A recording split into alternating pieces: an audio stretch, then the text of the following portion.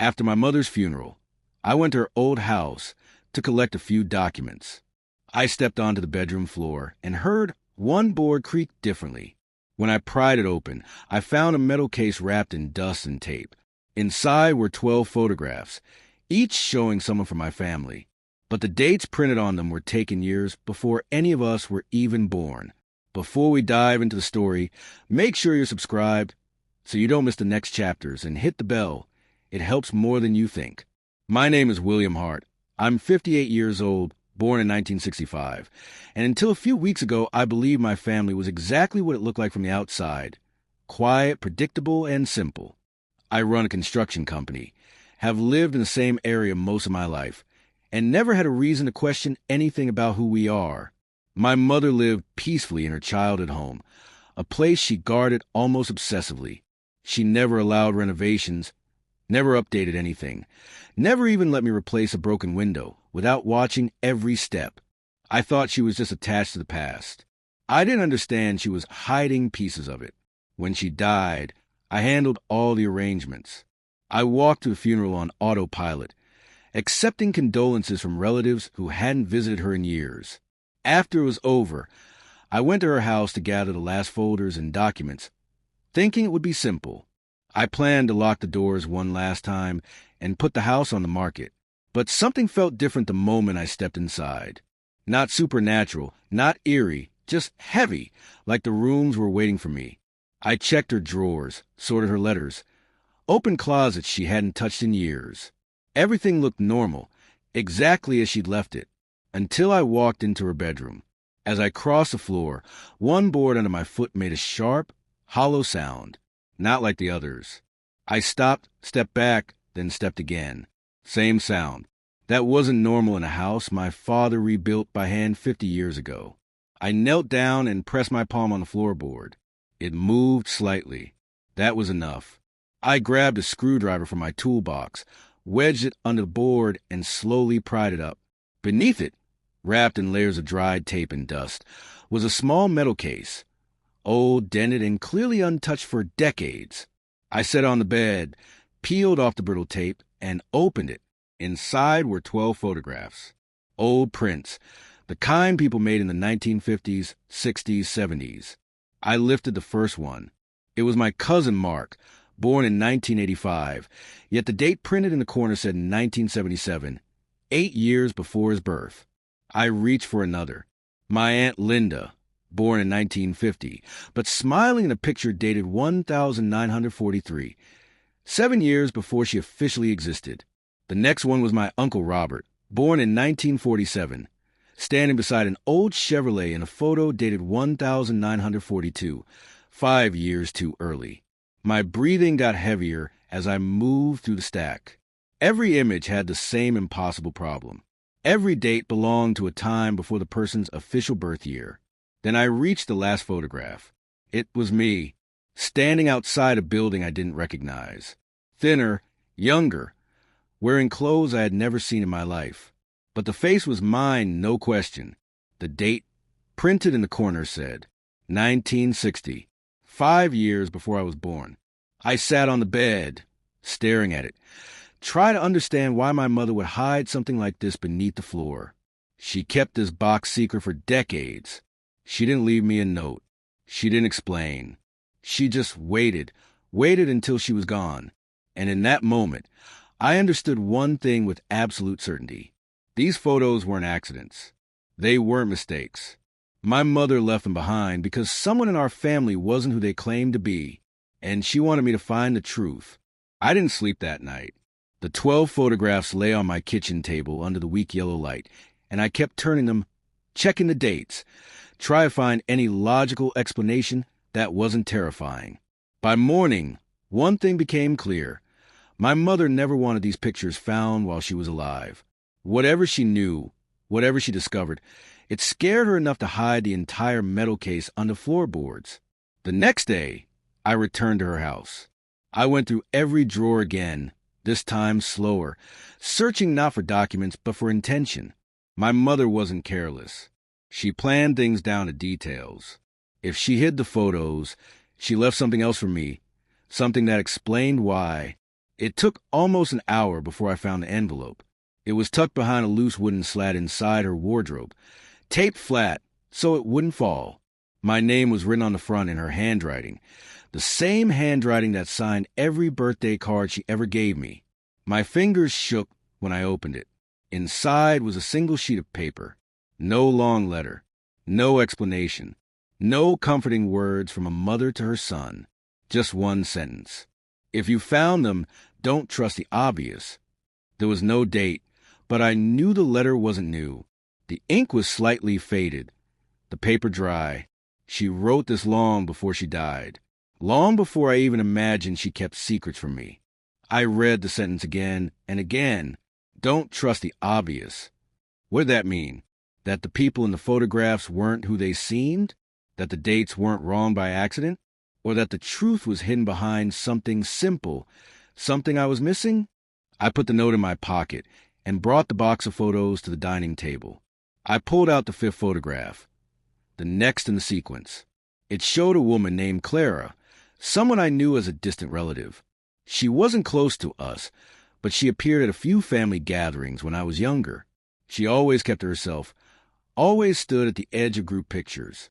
Nothing about her ever seemed important. But the date printed at the bottom of the photograph said 1955. Claire was born in 1965, the same year I was. Her image existed 10 years before she did. I turned the photograph over, expecting a blank back like the others. But there, pressed faintly into the paper as if written with a nearly empty pen, was a tiny sequence of numbers. 140903.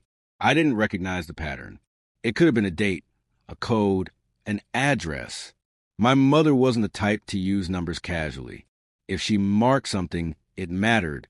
I stared at the code for several minutes, feeling a slow, cold pressure settle in my chest. The more I tried to piece things together, the more disconnected everything felt. People appearing before they were born. My mother hiding evidence. A warning that felt like it came from someone preparing for danger she couldn't avoid. Why did she keep all of this from me? Why did she carry this burden alone? I placed the photo back on the table and ran my hands through my hair. Every instinct in me was torn. Half of me wanted to burn the box and let my mother's secret stay buried, but the other half, the louder half, refused to walk away from something she clearly meant for me to finish. And when I looked again at the faint numbers on the back of Clara's photograph, one thing became absolutely certain. My mother didn't hide the truth to protect herself. She hid it to protect me. And now I had to understand. From whom? I didn't know where to start, but one thing was clear. Someone in the family had answers, and the only person still alive who had lived close enough to my mother during the 70s and 80s was her younger sister, my Aunt Margaret. She was 75 now, quiet, withdrawn, the kind of woman who avoided conflict by pretending it wasn't there. If my mother ever shared even a fragment of her worries with anyone, it would have been her. I drove to her house the next morning. The moment she opened the door, her eyes softened when she saw me, but the warmth didn't reach her voice. She looked tired, almost frightened, as if she already knew why I came. "You look like your mother these days," she said as she stepped aside, letting me in. I could hear the strain in her words. Something was pressing on her, something she didn't know how to say. We sat at her kitchen table, the same table where our family used to gather during holidays. The clock on the wall ticked loudly, and for a moment I wondered how many lives had passed quietly in rooms like this over the decades. I didn't waste time. I reached into my jacket and placed Clara's photograph on the table between us. Margaret's reaction was immediate. Her hands froze. Her mouth opened slightly, then closed again. She didn't blink for several seconds. She didn't touch the photo, but she stared at it like it was a weapon. "Where did you get this?" she whispered. "From Mom's house," I said. "There were 12 of them." She swallowed hard. Her eyes darted to the kitchen door, as if checking no one else was listening. Then she reached out, not to look at the picture, but to grab it away from me. "Burn it," she said, her voice rising with panic. "Burn all of them, William. You don't understand what your mother was doing. You don't know what this can open." "I'm trying to understand," I said. "Help me." "No," she snapped, almost shouting. Then she lowered her voice again. You shouldn't have found them. There was fear in her voice that didn't belong to someone her age. Fear that belonged to someone who'd been hiding from something for far too long. Margaret, I said gently, what was Mom afraid of? She shook her head quickly. Too quickly. Her hands trembled as she pushed the photograph back toward me, but not out of anger, out of self-preservation. Don't pull this thread, she whispered. You think you want answers, but you don't. Your mother should have stopped digging. She should have. She cut herself off, biting her lip. Should have what? I pressed. She should have left it alone, she finally said. Some things in this family, they were arranged, and when she questioned them, it wasn't safe anymore. The word arrange hit me like a weight. Not explained, not accidental. Arranged. By who? I reached into the box again and pulled out the 6th photograph. A man stood near an old brick building. I didn't recognize him, but something about the location felt familiar. An alley, a faded sign above the door. Margaret's face collapsed when she saw it. Why do you have that? She whispered. You know him? I kept my voice calm, but my heart was pounding. She didn't answer the question. Instead, she wiped her palms on her skirt and leaned back in her chair, shaking her head like she was trying to erase a memory. Your mother worked there, she finally said, pointing at the building. In the 70s, she shouldn't have stayed as long as she did. What does that mean? Margaret looked at me with an expression I had never seen on her before. Something between guilt and dread. It means you're opening something she spent half her life trying to close. And in that moment, I realized something undeniable. My mother wasn't just hiding evidence. She was hiding from someone, and Margaret knew exactly who, but she was too afraid to say the name. I left Margaret's house with more questions than answers. She wouldn't say the man's name. She wouldn't explain why my mother should have stopped digging. But the way she reacted when she saw the 6th photograph made one thing clear. These pictures weren't random snapshots from forgotten photo albums. They were evidence. Someone's evidence. And if my mother collected it, then she must have known far more than she ever told me. The next morning, I went to see the only person who could confirm whether the photographs were authentic. His name was Eli Turner, a retired photography expert who had spent decades restoring and analyzing old film prints. He used to work for museums and historical archives. My mother had insisted he was the best in the state. His small studio smelled like chemicals and dust, and the walls were covered with framed prints from different eras. Eli put on a pair of gloves and handled each photograph one by one. He didn't rush. He didn't speak. He held them up to the light, examined the edges, checked the back, the ink, the paper texture, even the way the white borders had aged. When he finally spoke, his voice was unnervingly calm. These are real, he said. Every single one. Real isn't developed at the time the dates show. I asked carefully. Yes. The prints matched the photographic materials and chemicals used in those exact years. He looked up at me. No one forged these. My stomach tightened. It was the confirmation I didn't want. What about the dates? Could someone have manipulated them? He shook his head. The ink is original. The stamps were made with mid-20th century lab equipment. These aren't edited or reprinted. Whoever took these photos had access to a professional darkroom. I stepped closer. What about the person who took them? Can you tell anything? Eli picked 3 photos and set them side by side. These, he said, tapping the corners, were developed using the same enlarger, same scratches inside the metal frame, same exposure pattern. You're saying the same photographer developed them? Most likely. Possibly the same person who took them as well. I stared at the images. My cousin Mark is a child in a year he wasn't born. My Aunt Linda in 1943. Clara in 1955. All tied together by the same pair of hands. How many are from the same enlarger? I asked. 6, he replied. But the others come from 2 additional labs. It seems your collection spans at least 3 darkrooms. 3 darkrooms. 3 sets of photos. 3 clusters of lies. Eli continued flipping the prints until he reached the 7th photograph. My father. The picture showed him standing near a parked truck, smiling at someone off camera. It would have been a normal family moment, except for the date in the corner, 1948. My father was born in 1947. This doesn't make sense, I said quietly. He looks like he's 20 here. Eli nodded. Yes, this man is definitely older than 1 year old. I couldn't breathe for a moment. If the man in the photo wasn't my father, then who the hell was he? And why did my mother keep this picture? Eli handed the photo back gently. William, if these images are what I think they are, I would consider being careful. Someone spent a lot of time making sure they ended up together. Your mother didn't stumble on these by chance. I felt a cold heaviness settle in my chest again. She was looking for something. Eli said quietly, and I think she found it. I took the photos, thanked him, and stepped outside into the bright afternoon. The sun was warm, but everything inside me felt frozen.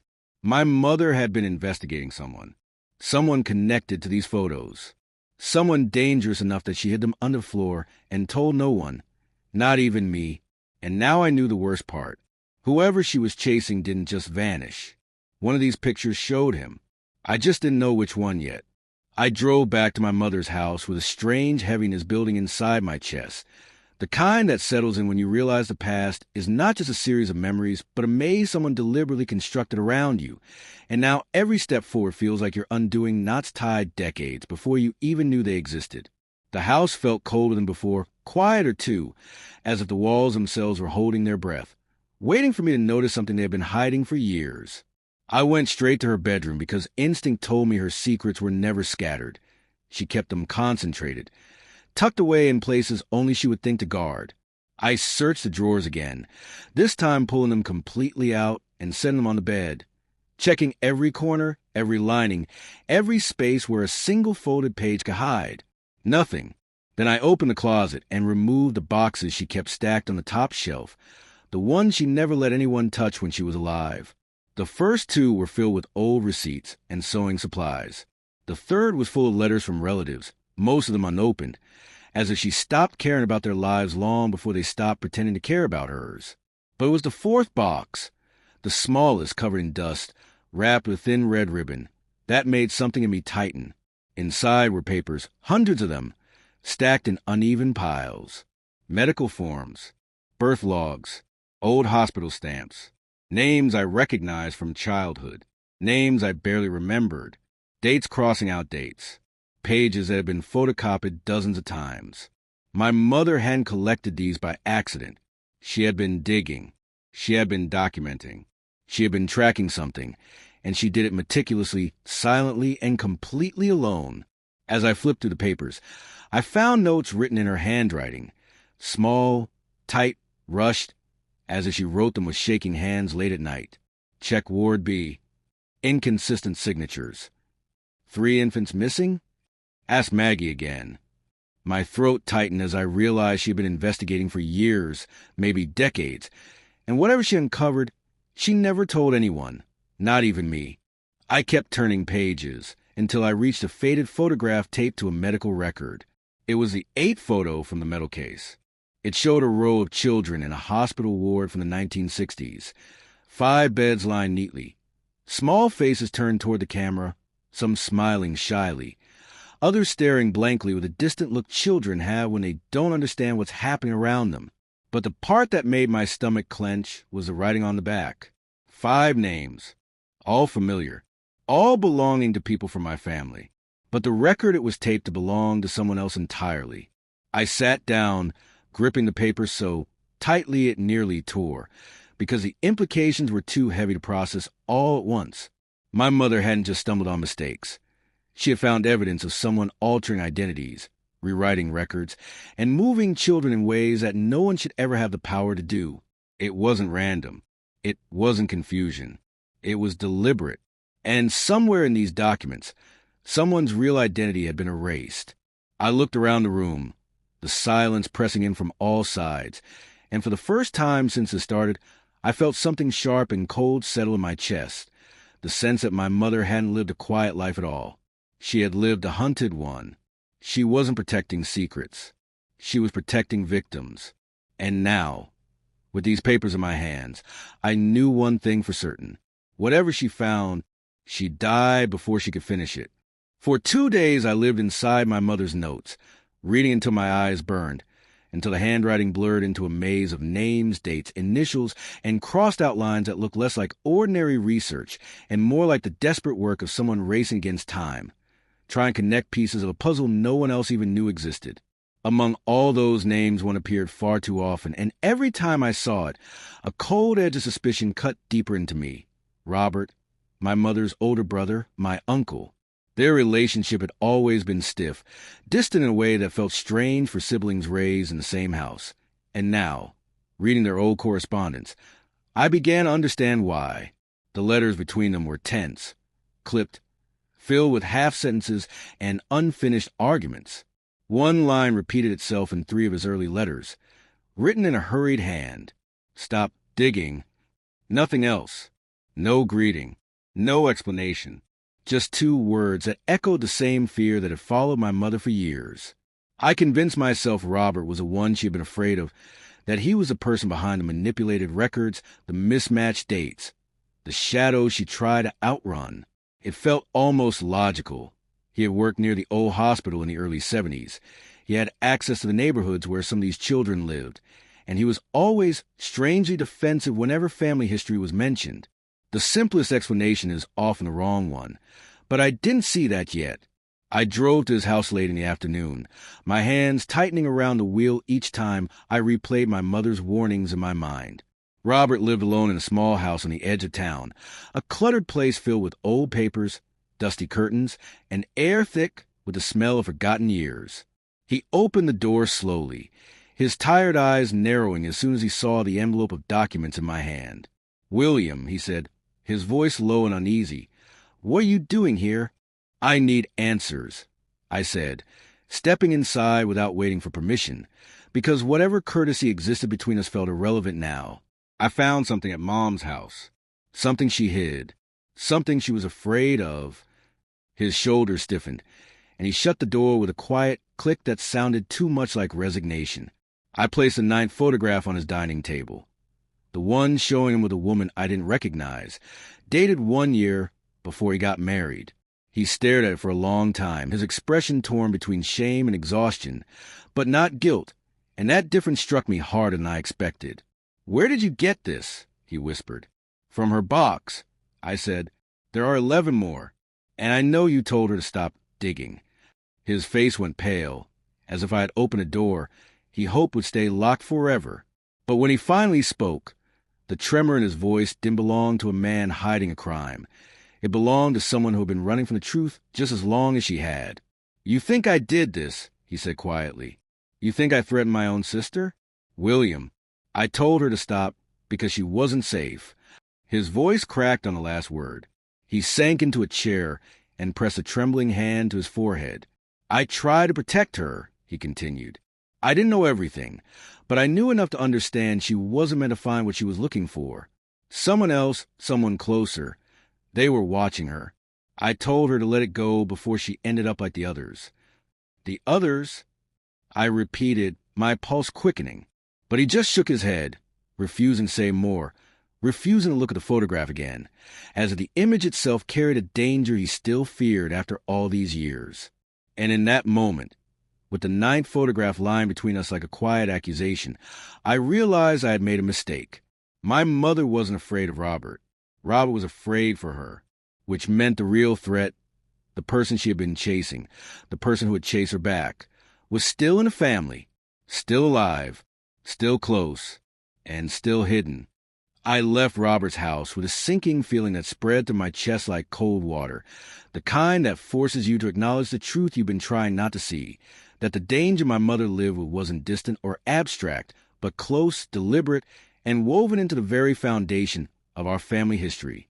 The idea that she spent decades trying to expose something, someone, and kept silent only because the alternative was too dangerous, made my thoughts drift to places I didn't want them to go. For the first time, I wondered whether her natural death had really been natural at all.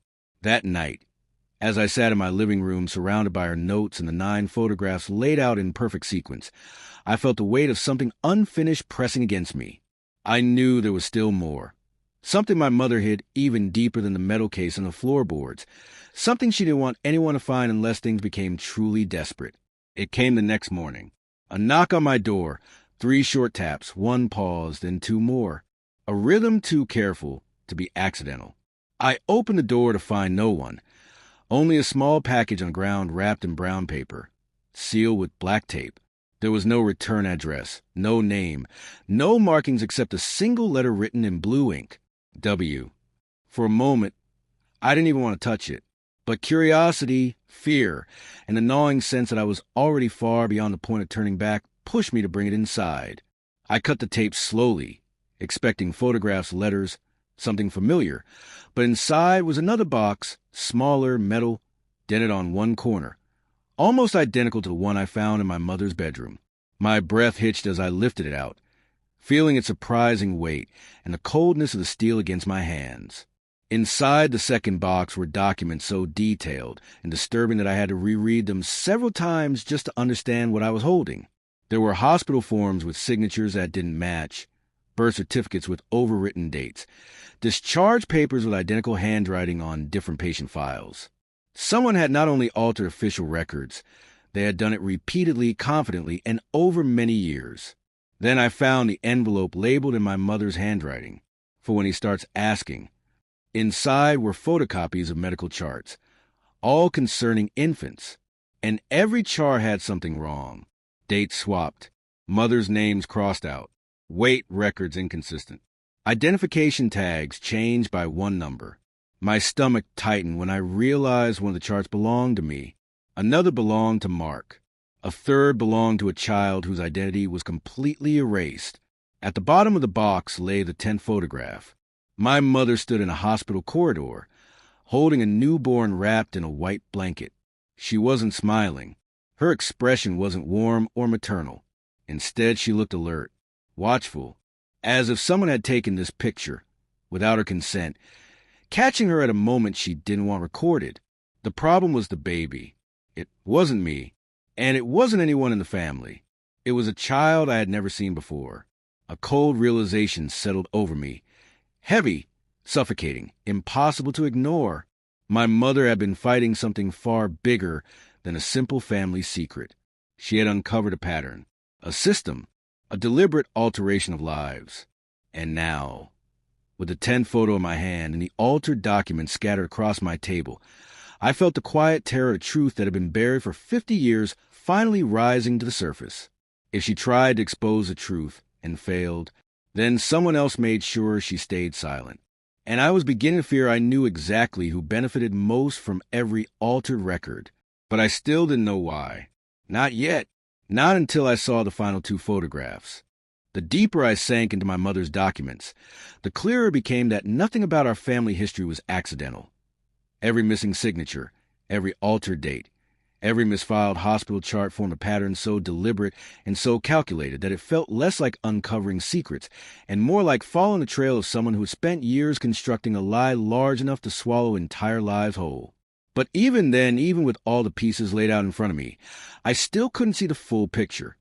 Not until I realized there was one place my mother would never have ignored, one location she would have checked even if she feared the consequences. The hospital itself. The building still stood just outside town, converted into a storage depot years ago, but the archives remained in a basement few people ever entered. I spent hours going through the old birth logs from the 60s and 70s, flipping through crumbling pages, yellowed forms, and handwritten notes that looked like they had survived fires, floods, and the weight of time itself. At first, it was just clutter, endless clutter. But then I began to notice the same small irregularities my mother had circled in her notes. Names erased and rewritten, numbers corrected but not initialed, and entire pages that showed signs of tampering so obvious I wondered how anyone had overlooked them. One number, in particular, kept appearing. A registration code. A 6-digit sequence. 144,903. It appeared on my chart, on Mark's chart, on the file of a child who no longer had a name, and on 3 other records with overwritten parents' names. The code wasn't tied to a doctor or a nurse. It wasn't tied to a date or a department. It was tied to a person. Someone who had worked behind the scenes, possibly without any official position at all. I checked the staff logs for the years surrounding my birth, scanning names that meant nothing to me until I reached one that stopped me cold. T. Sutter, volunteer. No job listed, no schedule, just a signature that matched multiple altered forms, a ghost in the paperwork. That was when I pulled out the sixth photo again, the man standing in front of the old brick building, the one my mother had worked in. I stared at him now with new eyes. Everything about the way he stood, the angle of his shoulders, the way his face wasn't fully turned to camera, it felt intentional, as if he didn't want to be recognized but didn't mind being remembered. I wasn't done yet. The 11th photograph was next. It showed the same man, unmistakably him, holding a newborn child outside the rear entrance of the hospital. The date stamped in the corner was 1965, the year I was born. He wasn't wearing a uniform, no identification badge, no scrubs, just plain clothes, a coat, and a careful expression that looked too calm, too confident, for a man carrying someone else's infant. It didn't take long to realize what that meant. My mother hadn't been collecting these photographs because she was confused or paranoid. She had been documenting a crime committed inside the hospital she worked in, involving people who should have never had access to newborns, records, or identities. The man, Sutter, had been there during every suspicious alteration, every mismatched chart, every missing infant entry. He appeared in photographs connected to multiple family members. And if he was present the year I was born, then the question I had been trying not to ask now felt impossible to ignore. Had he touched my life too? As I held the 11th photo, a sharp pressure grew behind my ribs, the kind that comes when the truth is too close to deny. My mother had known Sutter was involved. She had tried to expose him. And somewhere between her discovery and her silence, she realized she wasn't dealing with a single event. She was dealing with an entire network of altered identities. And one of those identities was still living among us, still pretending, still benefiting. I suddenly understood something else, something darker. The reason my mother hid the photographs wasn't because she feared the truth. It was because she feared the person who had the most to lose if it ever came out. And I was finally beginning to understand who that was. For days I convinced myself that the man in the photographs, Sutter, was the center of everything, the architect behind the altered files and the stolen identities, the shadow my mother tried to expose. But something kept gnawing at me, something small yet persistent, like a thread that refused to lie still, pulling at my thoughts each time I tried to piece the timeline together. If Sutter orchestrated the manipulation, then why did every altered record of my family point to one specific person? Why did Mark's name appear more often than anyone else's? And why, of all the people involved, was Mark the only one who had benefited from every single error? The truth finally hit me the moment I compared the hospital charts side by side.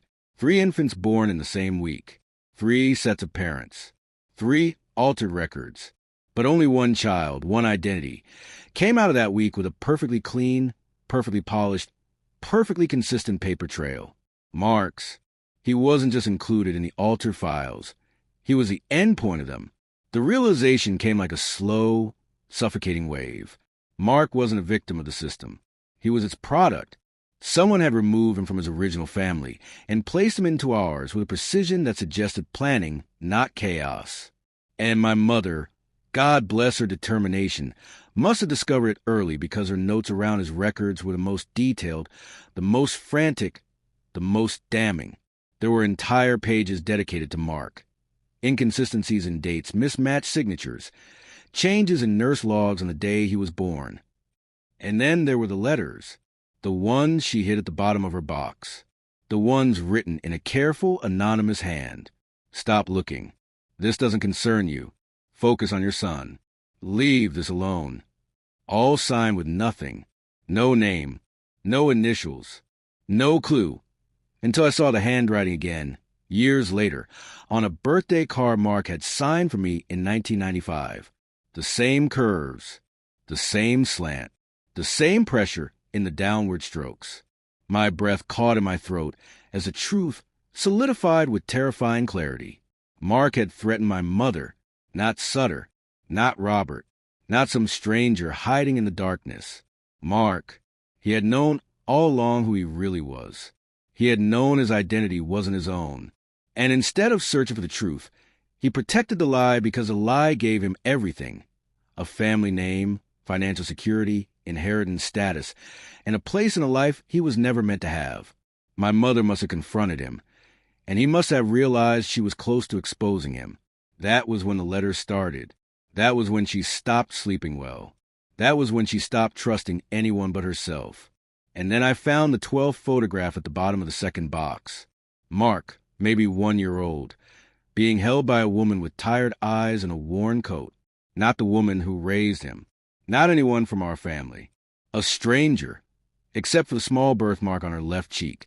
The same one Mark had always had. The one he used to joke about, calling it family DNA.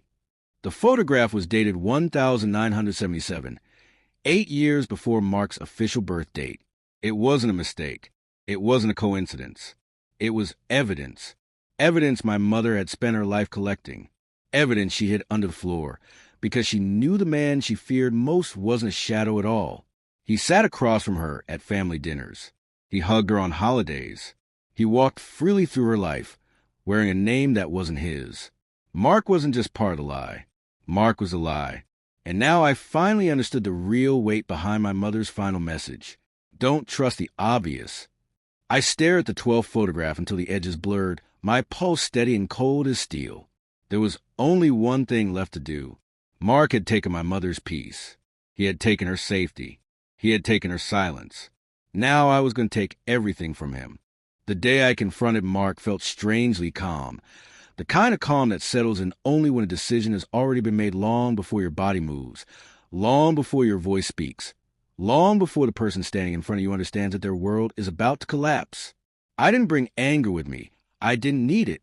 Anger burns out too quickly. What I carried instead was certainty. That sharp and lethal steadiness my mother must have wished she'd had when she realized who she was dealing with. Mark lived in a polished 2-story house he bought after inheriting part of my grandmother's estate. Money he never should have touched, property he never should have claimed, opportunities built on foundations stolen from another life entirely. When he opened the door, he smiled the same hollow, polite smile he always used, the kind that looked friendly until you noticed there was nothing behind it. "William," he said, "you look terrible. Everything all right?" "Not for you," I replied, pushing past him and stepping inside without invitation, because politeness was a luxury neither of us could pretend to uphold anymore. His smile dropped instantly, and for the first time since this nightmare began, I saw something behind his eyes, not guilt but calculation. I placed all 12 photographs on his dining table, arranging them slowly, deliberately, forcing him to look at each image as the truth he had spent his life avoiding spread out before him like a crime scene he could no longer deny.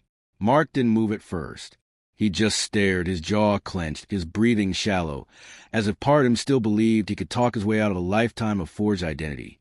"You always were dramatic," he finally muttered. But the tremor in his voice betrayed him, betraying the fear he had managed to hide from everyone except my mother. "Tell me who she is," I said, tapping the 12th photograph, the one with the woman holding him before he even existed on paper.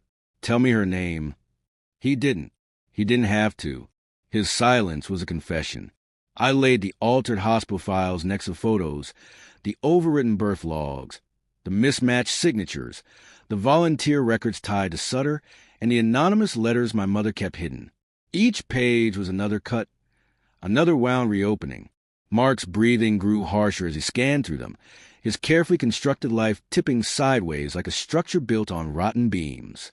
"You threatened her," I said quietly, because the truth felt heavier when spoken aloud. "You threatened my mother to protect a life that was never yours." He swallowed hard, his eyes darting around the room as if searching for an excuse, a defense, some story to pull over himself like a blanket. "Your mother didn't understand," he whispered. "She was going to ruin everything. She didn't know what she was doing. And you did." He didn't answer. I pulled out my phone and pressed record.